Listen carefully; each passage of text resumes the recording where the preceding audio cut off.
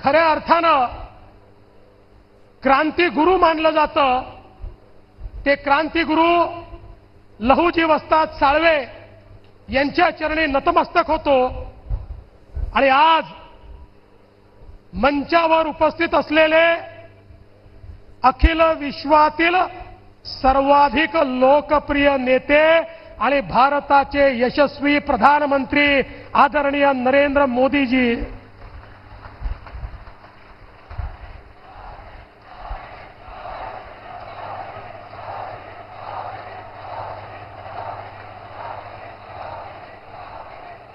महाराष्ट्राचे लोकप्रिय आणि डॅशिंग मुख्यमंत्री माननीय एकनाथराव शिंदेजी, भारतातल्या रिपब्लिकन पक्षाचे राष्ट्रीय अध्यक्ष आदरणीय रामदास आठवलेजी,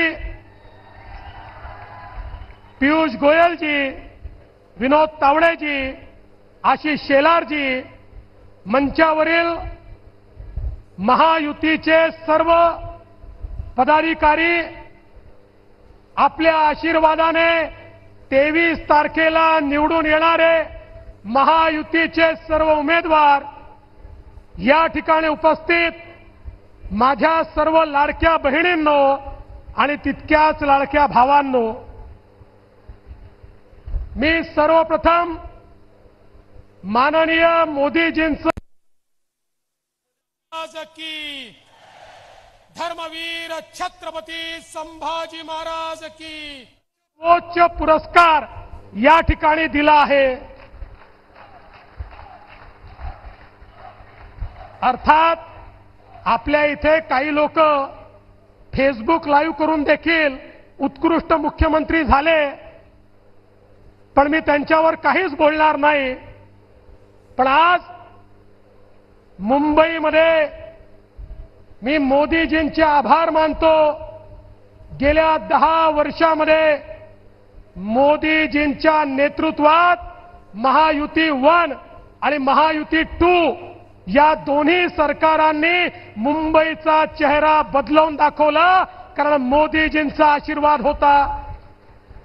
अनेक गोष्टी सांगता येतील, मी 2च बाबी बोलणार आहे।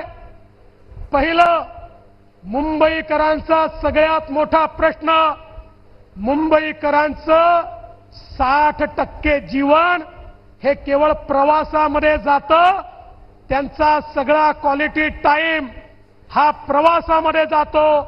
मुंबईकरांचा प्रवास सुकर झाला पाहिजे म्हणून मोदीजींच्या नेतृत्वामध्ये मुंबईच्या सबअर्बन रेल्वेचा चेहरा बदलला। त्या ठिकाणी प्लॅटफॉर्म असतील, एस्केलेटर्स असतील, लिफ्ट असेल, पॅसेंजर सुविधा असेल, नवीन डब्बे असतील, नवीन ट्रेन असतील, त्याची फ्रिक्वेन्सी असेल, पूर्णपणे ही सबअर्बन रेल्वे बदलली। आणि त्यासोबत जुन्या सरकारने 11 वर्षात 15 वर्षाचं जे सरकार होतं काँग्रेसचं, 11 वर्षात 11 किलोमीटर मेट्रो केली। आपल्या सरकारने 5 वर्षामध्ये 350 किलोमीटर मेट्रोचं नेटवर्क सुरू केलं।